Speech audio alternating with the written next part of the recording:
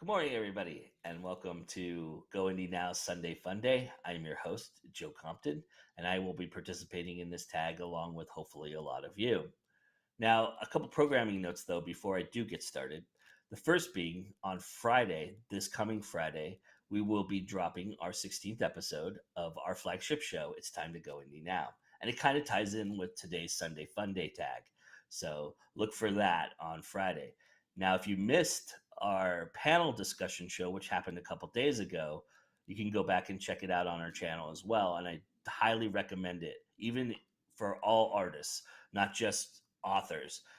We do talk a lot about writing back cover book blurbs, but you can tie that into as a musician writing your liner notes, as a filmmaker writing the back of a DVD is kind of the same concept. And also the ad copy, we all do that, and we touch on enough generic ideology that you can really apply it to anything that you do. So definitely check that out if you get a chance, because that's a really, really awesome. It's filled with incredible knowledge and information. My panel was fantastic. They gave up a lot of great stuff, some really cool things that I don't think I've ever heard before. So it's really informative and awesome, and you need to go check it out if you haven't had a chance to. Also, there will not be a Sunday Funday tag next Sunday. It is 4th of July weekend. It's time to celebrate and spend time with your family. And, I figure also that I'm doing these so much. We're now into number 6 or 7, and a lot of people are having trouble taking the time to do them. And so I want to give everybody a chance to catch their breath and catch up. So that will be the week to do so. I will not be debuting a new one. So get caught up, everybody, and let's enjoy and do these tags together. All right.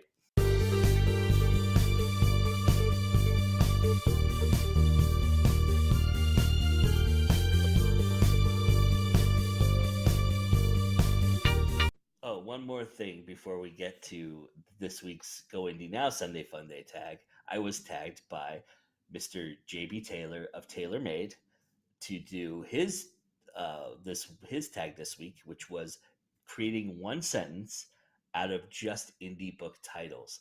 And I am doing a little double diligence here with doing this. And yes, it is probably a run-on sentence if you look at it in the structural sense of a sentence, but I don't care because I wanted to get as many indie books as I possibly could into this one sentence. And in doing so, I have also decided that every book that I list for this particular tag game, I am also going ahead and tagging you in to my Go Indie Now Sunday Funday game. So if your book is listed here in this list, which will be available on the YouTube description box below, you have been officially tagged for this Sunday's Fun Day game. And you can also do this tag as well, which I highly recommend. It's a lot of fun. It was really cool to come up with one sentence. So here's my sentence. It is the distant anatomy of only human blood and bile amongst the grim ambition of frightful horror tales, breaking evil in discovery of bright needles. All right, so there you go. There's my tag for that. Let's get to the Sunday Funday, shall we?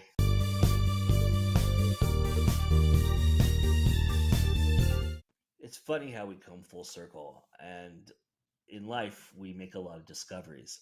And this Sunday Funday tag ties into episode 16 of our flagship show that we'll be releasing on Friday.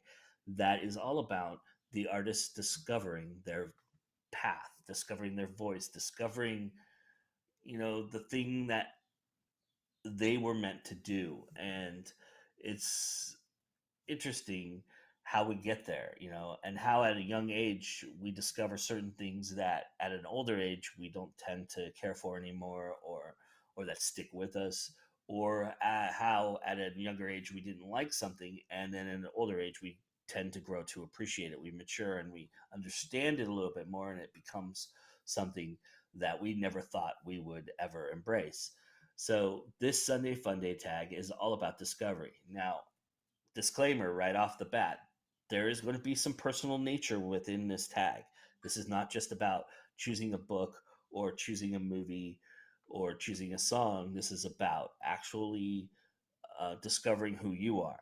You know, as a YouTube creator, one of the great things that I know that I discovered is that the more you talk about who you are and the more you connect to an audience, the more you grow an audience, the more you have an audience. So, this is all to help grow that audience and hopefully discover them for you.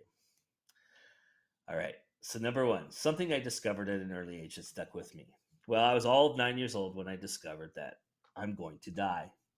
I saw a movie, I don't know, it was like some movie of the week or something where a young 10-year-old kid had died and he was laying in the coffin. And I remember this so vividly. And I remember after the movie, my mom said I was super quiet and she asked me what was wrong. And I freaked out and I said, what is this about dying and why do I have to die? And, and it always stuck with me and it kind of shaped my writing, actually. My mom calmed me down that day, but it's always stuck with me, really. Number two, something I discovered at an age I am now or close to that was a complete surprise. I think for me, the thing that really stands out is uh, how much I can persevere. How much, no matter the odds stacked against me, or the bad days I'm having, or good days I'm having, even, how much that I can move forward and how strong that little adage is, moving forward and just knowing that tomorrow's another day.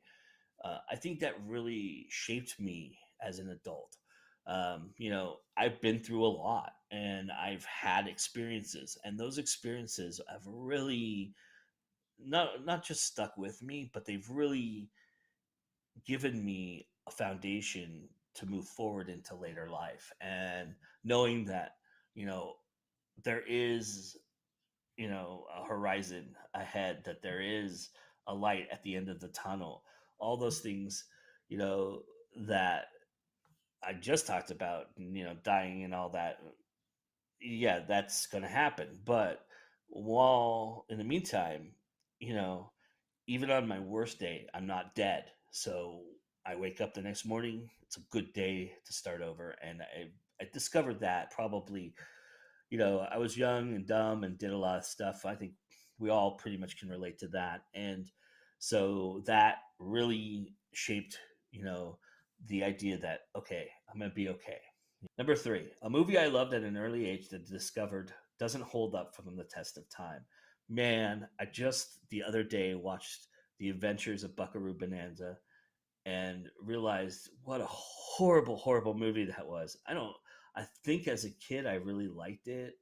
Um, and I was probably a teenager when it actually came out, but man, that movie is so dated, and so the references for the future are so like archaic and just unbelievably silly. And on that level you can appreciate the movie, but that movie, oh, is bad. It's bad now. I don't know why I liked it from the beginning, but I questioned my sanity at that moment. A book that I discovered that has the best beginning but the worst ending. I know I'm gonna get some flack for this. I know I am, but it's for me. It's Lord of the Rings. I just think that this it had this awesome quest and these guys who, were from different factions, separated and fighting factions that hated each other, that came together for a common good.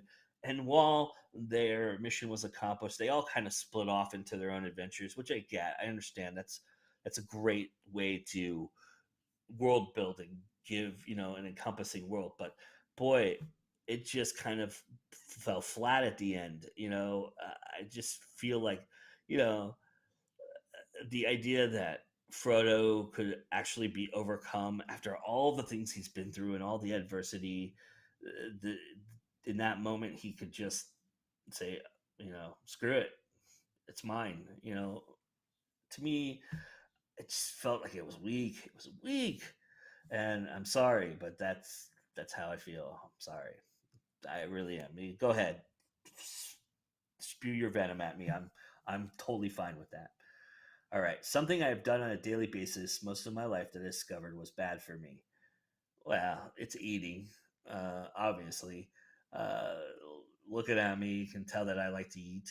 Um, I like to drink beer. That's another one. That's where this comes into play.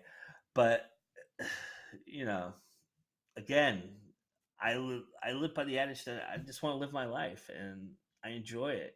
I understand that there's consequences for those choices, but I do want to work hard and I do want to live a long life. And so um, I have curtailed it quite a bit.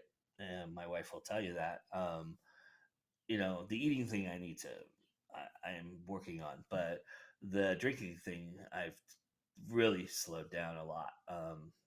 But for me, that's something, I mean, I always knew it was bad to a certain extent, but when I was younger and I was 120 pounds soaking wet, it didn't hurt me, and a little lo and behold did I know that it would hurt me later in life. But I mean, I'm not sick or anything like that. I'm just overweight, but that those things can lead to other complications later. So I certainly think that was something that I discovered how to fix, and I should be really fixing it.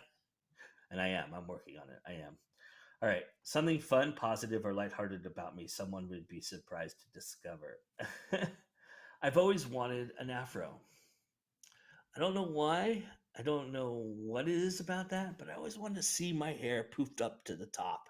You know, I just think it would be fun. I think it would be a cool look. I just can't do it. I have such thin hair and then not enough of it. I couldn't grow enough of it. Even when I had long hair, and I did, I had really long hair. You can ask my high school friends.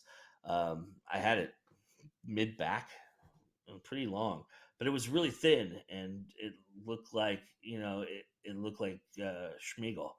And, certain spots just didn't fill in, and so I could never. I tried to curl my hair a couple times. It naturally curls at the ends, but it doesn't do anything beyond that. So it doesn't. It just flat. So I could never do that, but I've always wanted to have an afro. So something I enjoyed at an early age that I discovered I don't like so much anymore. Oh gosh,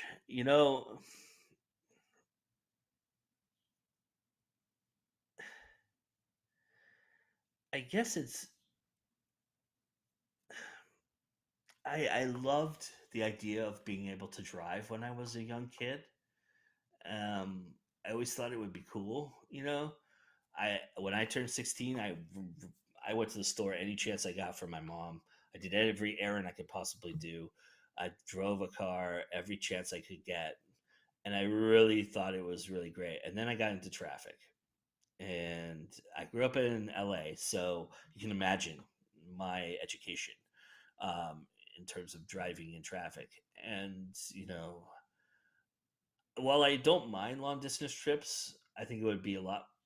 It's a lot of fun with my wife and I, and I think it would be really fun when we have children to do that. And I think it's important to do that. I also would love to do long distance trips with my friends. I've done long distance trips by myself, and they suck. By yourself, they suck. I don't like to drive. I just don't. I mean, I'll do it, and I don't have a problem doing it, and I'll do it for hours. But man, I get uncomfortable. I get frustrated, and it's just something that I really wanted to do at an early age, and now I do it because I need to do it, but I don't want to do it. Although I do enjoy having a car and being able to go whenever I want to go. That's a cool aspect of it, but when I get into traffic, man, oh, it's bad. I mean, where I live, the driving around here is really horrid. It is really just bad, and you'll see some things you've never seen before. I guarantee it. It's just awful. All right, number 8, a song I sing or sang on a regular basis that I discovered I was singing the lyrics wrong. I get a lot of lyrics wrong. I could probably name 15 or 20 songs that I think they're saying something and they're not. There's another song by Danzig called "Left Hand Rising," "Left Hand Rise Above," and there, I thought on the power of wind and rage, and it turns out it was on the edge of leather and rage, and I don't know where wind and leather would ever be mistaken for one another, but he does mumble in his songs. I don't know if you know Danzig's work, but he does mumble a lot, and so he's hard to understand sometimes. So I think that's one of the other ones that I had to learn the lyrics to. And so this is something I always do. Tip for those of you who are like me and just like to sing whatever you'd like to sing and like to think that you know the lyrics better than the artist. There's tons of lyric sheets websites now, and I always the first time I listen to a song, I listen to it I listen to it a few times and get the certain parts that I like in my head that I know, and then I go into the lyric sheet and I find the rest. And I like to sing out loud. I'll admit I'm a loud singer. I'll do it everywhere and anywhere. I don't care. I'll be walking down the street with headphones on and I'll start singing. I don't care. But yes, I'm that annoying. But I'm that guy. But I'll look at the lyric sheet so that I know that I'm singing it correctly, or at least based on the lyric sheet. Sometimes those lyric sheets are wrong too, but um, at least I can blame it on the lyric sheet at that point. But that's something. And in YouTube videos now, bands are putting their lyrics in there, which I think is a smart thing to do. That's book or movie where I discovered the sequel was better than the original. Well, I'm going to go with Aliens. I know that's probably going to be controversial again. Alien is a phenomenal movie. Don't get me wrong; it is a fantastic, great top 100 movie of all time for sure. I think it's 89 on my list.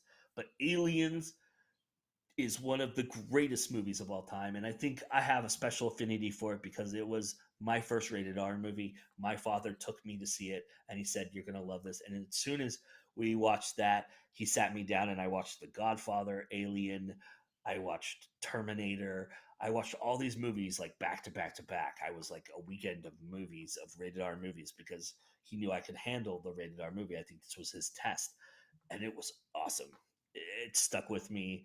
It's just tongue in cheek. Everything about it. It's you know it's an amazing, amazing accomplishment.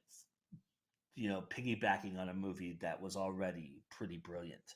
Um, it's very hard to do. There's not many that I would say would do it. I mean, technically, it's not a sequel. It's an offshoot storyline of the same characters, but I think Winter Soldier and the First Avenger, if you want to say that's a sequel, I think that's a candidate. Also, Spider-Man 2 and Spider-Man, the Sam Raimi versions with Tobey Maguire. I think those are also candidates. I know I'm cheating, sorry, but anyway, that's Aliens is the one. My answer. All right, a word I looked up and discovered it meant exactly what I thought it meant, but never knew until I looked it up. That would be flabbergasted. I, for some reason, always used that word because I liked it, but I never really actually knew what it meant.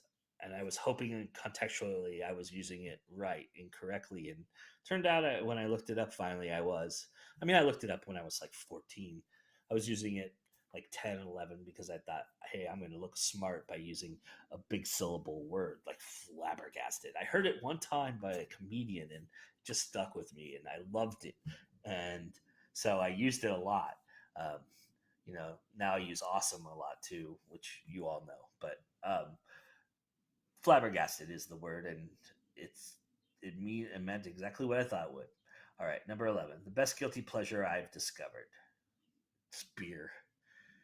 To me, I I have my on my Yelp page. I mentioned that you know if beer drinking was a sport, I'd be freaking Michael Jordan. Um, and yeah, I took it upon myself to learn like what the differences in the alcohol content of beer, stout versus porter. You know, what a full bodied beer is versus just a tipped beer, or what the best temperature to drink beer is at. A certain beer is better warm than cold. I did a lot of that. And there was a lot of long nights because of that, a lot of um, terrible mornings as well. But, you know, I know a lot about beer. The best book or movie I discovered no one else has seen or read. I keep telling people about, I'm going to do a book and a movie because I keep telling people about two things, one book and one movie that I think not enough people have read this book and should, and that's the difference. But this movie, I can't believe that a lot of people have never seen this movie. But the book is The Distant Sound of Violence by Jason Greensides.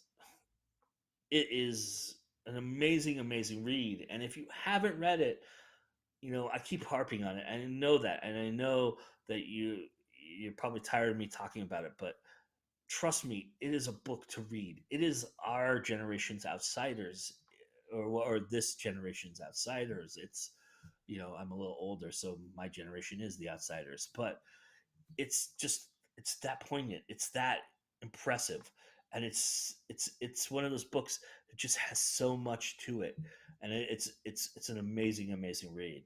And I think that if you haven't gone and checked it out, the link I used it in the sentence game that we just did earlier. So go and grab it from that link because I think it's amazing, amazing book, and I think you should check it out. The movie that I can't believe more people haven't seen is The Kings of Summer. This is one of the funniest movies ever made, in my opinion. It is the best movie I've seen in the last 5 years, hands down. And it has a lot of people that you would recognize from Parks and Rec, from Silicon Valley, from even older things like Megan Mullally from Will and Grace is in it. You have also some folks from the new show Glow. So all of these guys are impressive, and it is it is an amazing, amazing movie and one of my all-time favorites. And I definitely recommend it. Go check that out. So I'll put that link in the description box below as well, so that you can go and check it out on Amazon, or it's on. I think it's on Netflix. So go to Netflix and search The Kings of Summer. I promise you, it's very, very funny. Great movie. Um, so those are the two. The best thing I discovered I can do for myself in hard times that makes me feel better. It's just put on music and just put on my own personal concert. Just let my voice wail.